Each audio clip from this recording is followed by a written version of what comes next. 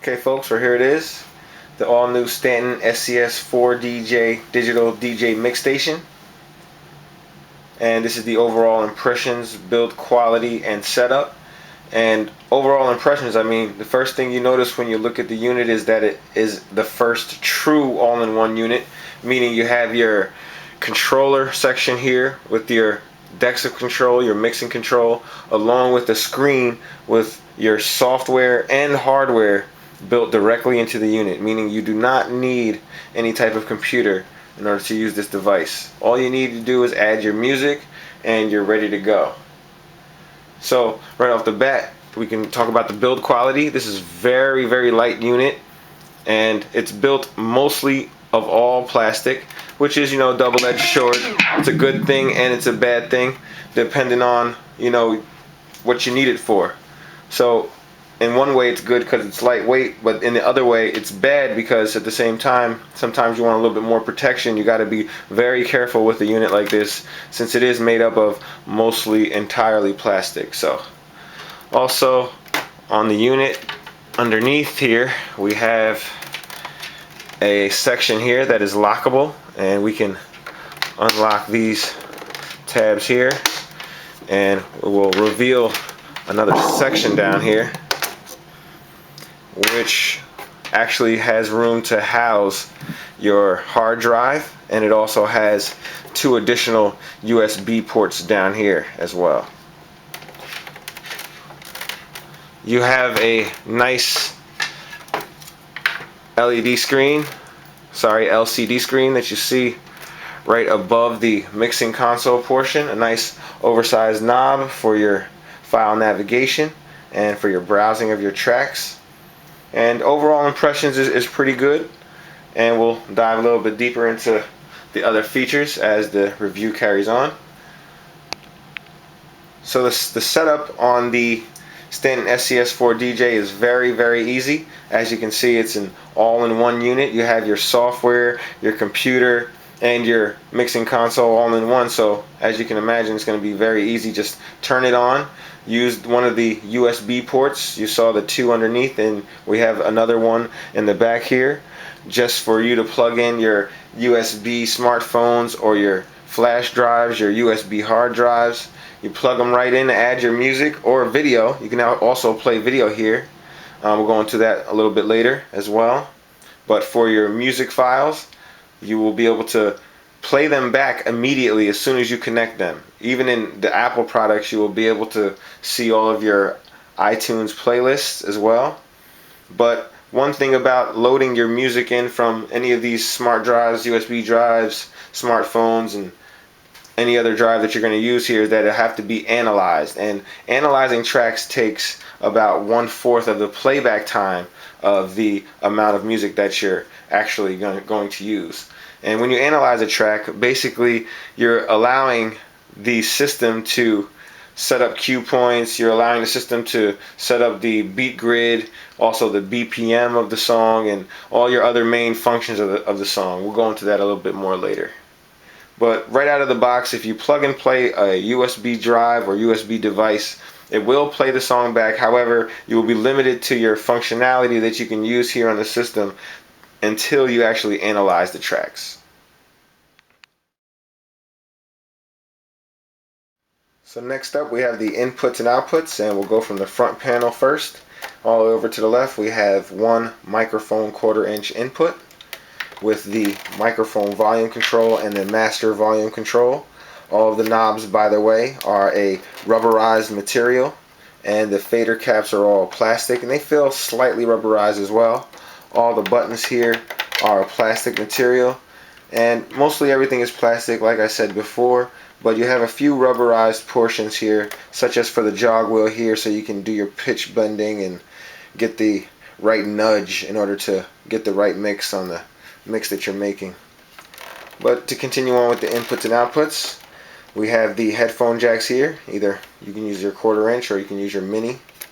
And we also have your headphone cue functions here, which has the volume control knob here and the cue or mix fade knob here to determine what you're going to play out in your headphones. Okay, just like what I showed you earlier, there's a cutout here for your hard drives, and there you will see the two USB ports that you have there. We also have the USB port on the back. These are for your drives or for a keyboard. There's extra functionality with the unit when you plug in a keyboard. We also have the USB MIDI connection in order to plug in different software, and we did test this thing out with Tractor, and we'll have some results with that for you later. Also, we have the power adapter input, and we have your master outputs, either balanced in 1/4 inch or unbalanced in RCA. You'll notice there are no inputs here. This is a contained unit. Stanton wanted this to be an all-in-one contained standalone unit, and that's what you got here. So that's about it for the inputs and outputs. Okay, first up we'll talk about the mixing console. And mixing console, I'm referring to the middle portion that controls the fader and all of the sound coming out of the decks. And the first thing that you're going to notice here about the mixing section is this nice big screen here at the top. It's a little bit bigger than an iPod Touch, I would say. And it's nice resolution, very high resolution. Maybe not as crisp as an iPhone 4 or iPod Touch, but almost close, very close. And it also can play back video. It's not a touch screen type of screen, but it does have 4 buttons to each side of the screen that will correspond to different options here depending on where you're at within the menus. When you first get this unit out of the box, you're going to be confronted with a demo and tutorial startup video, and it looks nice and crisp, and it's people there explaining to you the advanced features and functions of the system, and they also tell you how to get started, so very nice feature as well. Next up, we'll move to the crossfader and the line faders. The crossfader and line faders really feel pretty plasticky here, but they still feel like they're decent quality. I really feel like they're almost the same as what's in the M203 mixer. We also reviewed that earlier in the year, and those faders usually hold up. It feels like a short-bodied Alpha type fader here, or Alps type fader here, and it feels like it'll hold up, but just be careful when you're transporting. Make sure you don't hit this thing with any real hard knocks. It's a pretty good crossfader, and you can set the controls for the fader within the system functions up in the actual software. So you can make it sharp, short, or very long fade depending on your mixing or scratching style. You can scratch with this fader, however, there is a 2 to 2.5 millimeter dead space before you actually hear the sound. It may not sound like much, but for a real seasoned scratching turntablist or a person who really wants to get scratching use out of the system, it becomes a little bit of a learning curve in order for you to get over that initial fader lag. But all in all, you'll still be able to do all your crabs and all your cool transforms and clicks with this mixer. I mean with this DJ Mixstation, but you won't be able to shorten up that distance in any way, as it's just there inherent from the factory. So next up we have the line faders. Line faders have a little bit more resistance to them, so you can get the perfect volume for your mix, and they're nice and smooth and they feel good. You can also switch the crossfader hamster, so that way you can have A be on B side and B be on the A side. And as I said earlier, all the knobs here are rubberized. They're somewhat like the M203 knobs as well. They feel very smooth. They all have a center click for the gain knobs here. You have low, medium, and high for each one of your channels. 2 channels, 2 decks of control. And you'll notice that there is no gain knob here, and which is a little unfortunate, because I'd rather have gain knobs than the inherent auto gain feature which is present already in this unit. So there is an auto gain feature here, and for the most part it works nicely, but there were some instances where I have come across where I've had 2 different tracks playing from 2 different files, and the levels were considerably off, and I did want to change that with the gain control, but evidently there's none here, so I had to live with that. But those occurrences are few and far between.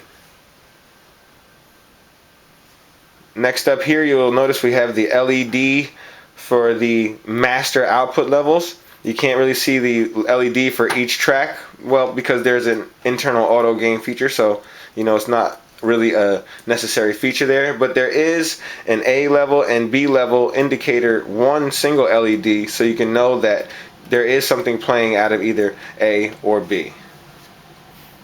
Next up, we'll speak about the Q section. Each of the different channels have their own Q button that can be pressed to queue up the next track that you want to listen to in your headphones. You press the Q button, and automatically over here you will be able to control the volume of what's in the Q section of the headphones. And here's the knob so you can fade between Q or the master, what's playing out of your master output. Also, in the mixer section, you'll notice a record button right here in the middle, and you will be able to record and play back your mix. And you can do this only with an external USB drive that you have connected that has additional space on board to accommodate for that recording. And in order to do that, you just press record, and it will record exactly what's coming off of your master output, and the file will automatically save, and you will be able to go back, find that file within the browse function here, and you will be able to play it back immediately. Also within this unit, there's a function called the auto DJ, and that is within the waveform playback section of the software. When you're here, there's a little button up here that will correspond to auto DJ, and what that will do will basically blend and mix your music for you as long as you have a playlist set up within your software.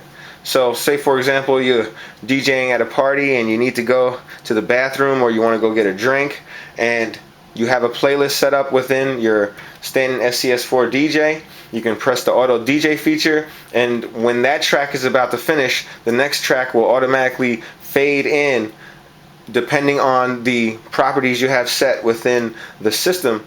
If you have a short or a quick cut-in time for the crossfader, then your mix will be faster and more quick on the BPM beat. And if you have it set to a slower fader contour, then that means the fade will be a little bit longer and a little bit smoother into the next track. And overall, that worked pretty well. As long as you have all your tracks analyzed and the BPMs are all lining up pretty nicely, the feature works just as advertised.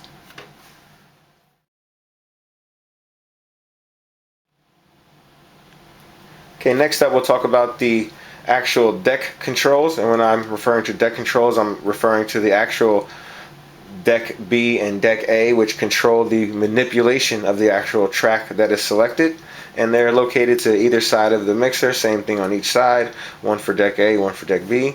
And the first thing that jumps out at you when you're talking about the decks is the jog wheels. So right off the bat, I'm going to just tell you, hands down, these are some of the best jog wheels that I've used on any controller out there, let alone an all-in-one exclusive Mixstation such as this. So the jog wheels are very solid. They have no give to them, no wobbles to them, very high resolution, and a nice touch-sensitive feel to them. Around the outsides, you'll notice it's a rubber ring here, and this rubber ring is used for nudging, either going a little bit farther forward within the track or a little bit backwards in order to get the perfect beat match. And with that, these can scratch very nicely. Quick demo here just to in scratch mode.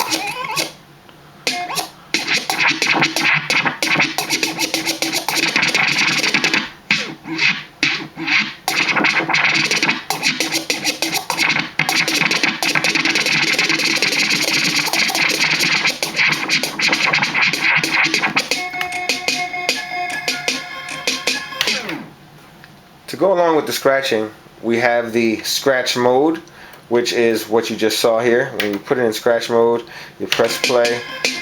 Everything you do here on the deck is mimicked with the file of the track. Very good one-to-one operation, no skips, no hiccups, nothing crazy. And we also have what we call the touch function, and when you're in touch mode of the jog wheel, what happens is basically every time you touch the jog wheel, you'll go back to the cue point that you originally set.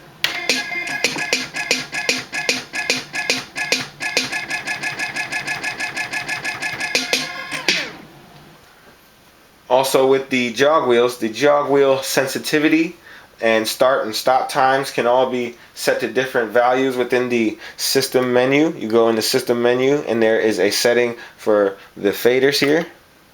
Let's check it out. They have audio settings, platter settings, crossfader settings, and we have a crossfader reverse or a crossfader curve select. When you go into the crossfader curve select, you have constant power, linear, transition, slow fade, or fast cut. And in the crossfader reverse, we have A on left or the A on right.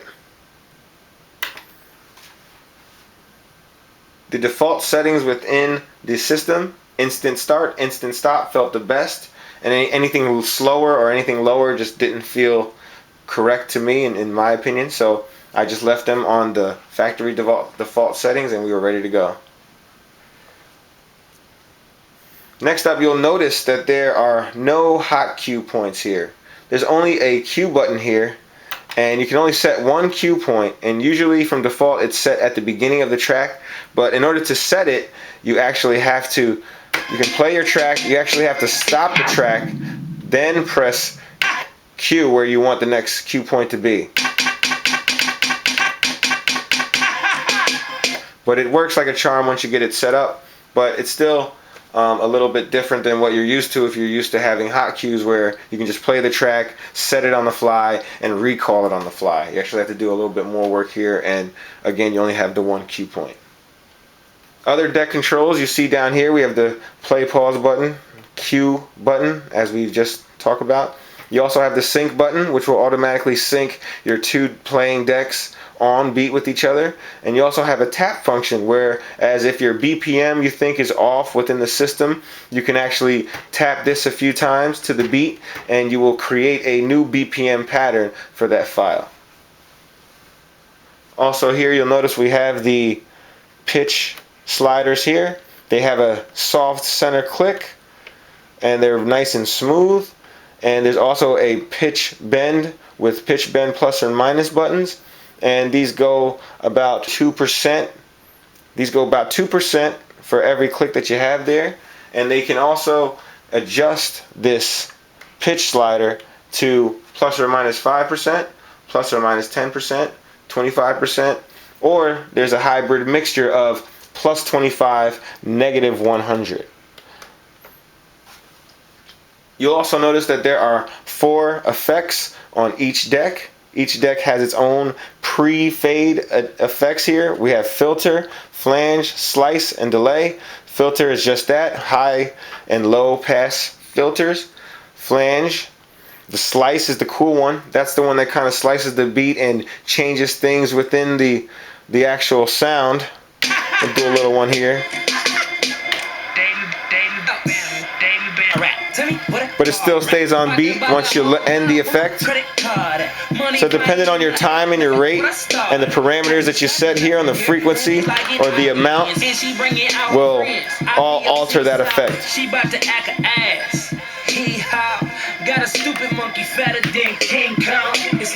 got the flange, got your filter. We also have the delay.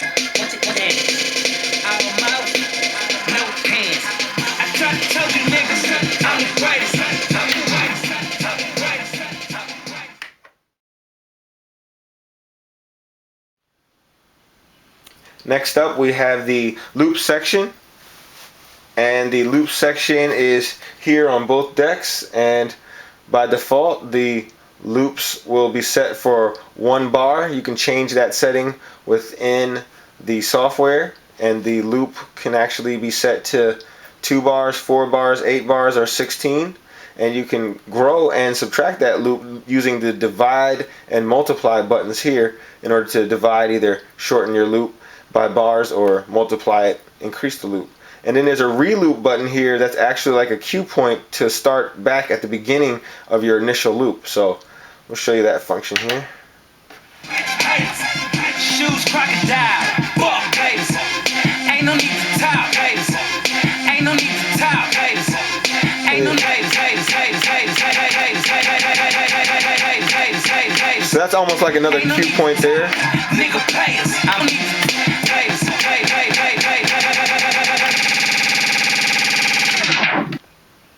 Unfortunately, the loops cannot be saved, and once you load a new track, your loops will no longer carry over for you. And as you will notice here, if you can see the actual highlighted portion of the waveform to let you know that that's the beginning and end of your loop. So you know you're in the loop here when you have a highlighted section in your waveform.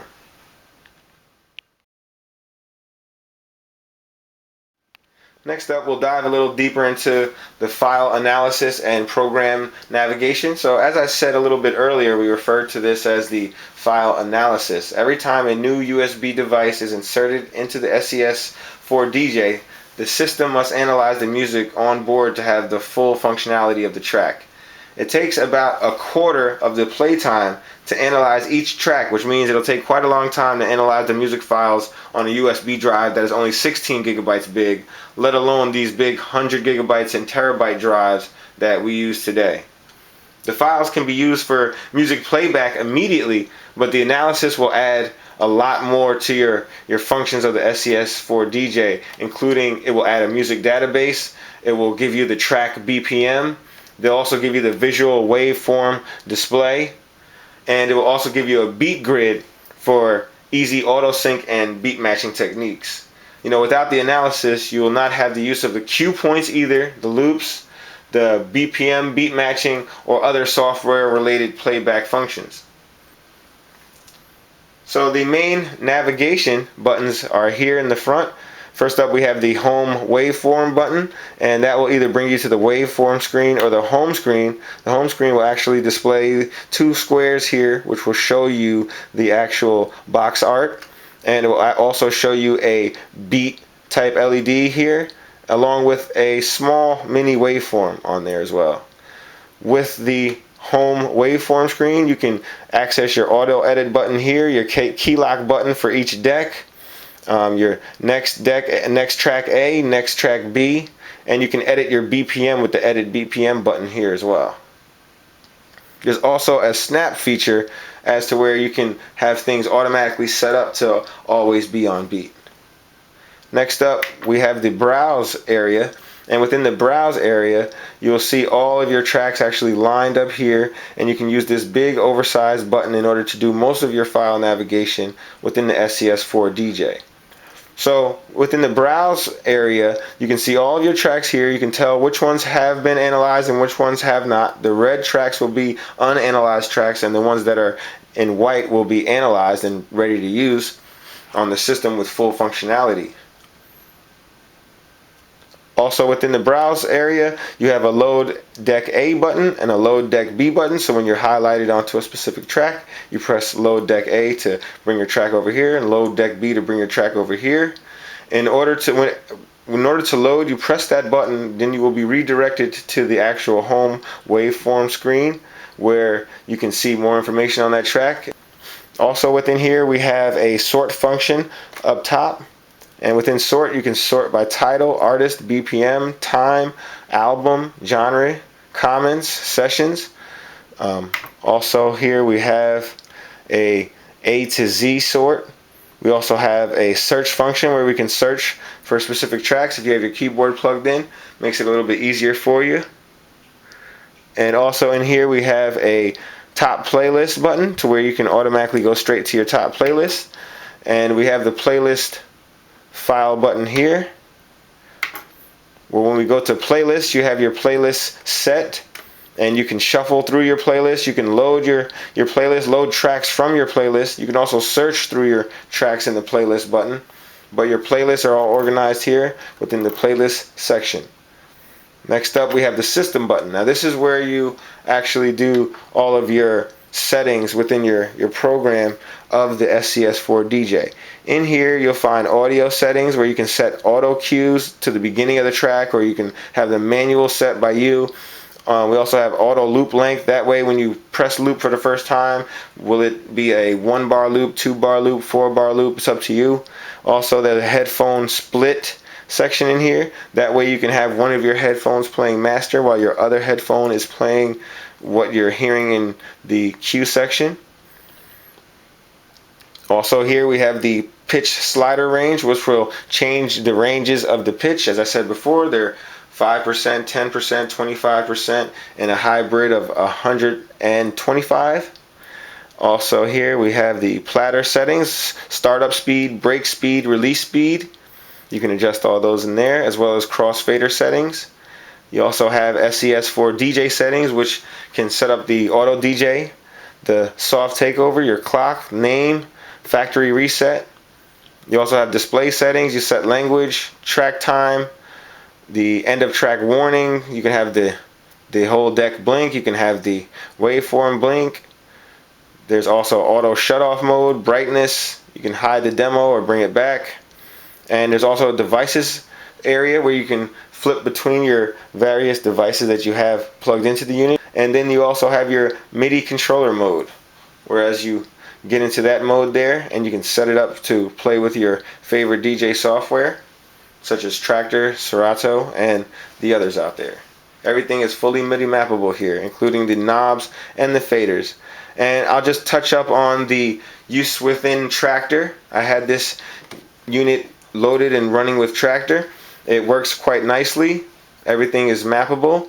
The jog wheel mapping wasn't that tight, so it didn't feel as good as this feels right out the box. Everything felt better here and more on point as it was internal to the SCS.4DJ, and that's really what it's made for. It's made as an internal, all-in-one, all-inclusive unit, and that's what it set out to be, and that's what it does. Although they added the MIDI portion for additional connectivity, just in case DJs want to use it that way. So kudos to Stanton for that. But the best usage is when this is used as an all-in-one, all-inclusive unit when you just add your own music. Also, along with the file navigation, you have, as I said earlier, this big oversized button that will do most of your navigation for you. And you have a back button here and an enter button here in order to enter that area that you would like to enter. So in conclusion, the Stanton SCS.4DJ digital DJ Mixstation is the first true all-in-one DJ console that combines a DJ controller with internal software, an onboard computer, and an onboard LCD screen that can be used for file navigation, waveform display, software setup, and video playback. All the user has to do is add music files via USB in order to start DJing with the SCS.4DJ. Stanton has made this very easy, since any USB device, smartphone, iPhone, iPod, iPad, flash drive, or hard drives can be directly connected into the SCS.4DJ for a plug-and-play media playback. However, the user will have to wait quite some time in order to make sure the entire drive is analyzed for maximum usability, including loops, BPN sync, and other software properties. The SCS.4DJ is also an excellent all-around 2-deck, 2-channel digital mixing solution that contains all the basic features that DJs need to mix, scratch, and play as they wish. The Stanton SCS.4DJ has some high-resolution jog wheels and nice faders as well. They're very reminiscent of the M203 mixer, which we also reviewed at djbooth.net/DJS. Check that out. The SCS.4DJ can also be used as a full-fledged MIDI controller for any popular DJ software out in the market today, so it's giving you some added extra flexibility there. Tested the system with Tractor and it worked rather well, but the jog wheels felt best with the internal system. The entire unit is very compact, lightweight, and it allows DJs to slip the SCS.4DJ into almost any backpack or any laptop bag to take it with you on the go. So on the downside, the Stanton SCS.4 digital DJ Mixstation cannot be used as a standalone mixer for additional decks, since there are no additional line or channel inputs available. Another gripe that I had with the unit was the lack of hot cues. You know, in this day and age, everybody expects hot cues to be synonymous with, you know, controllers or almost any DJ product today, because we're just so used to them now. And for us to only have one cue point here, it's a little different than what we're used to.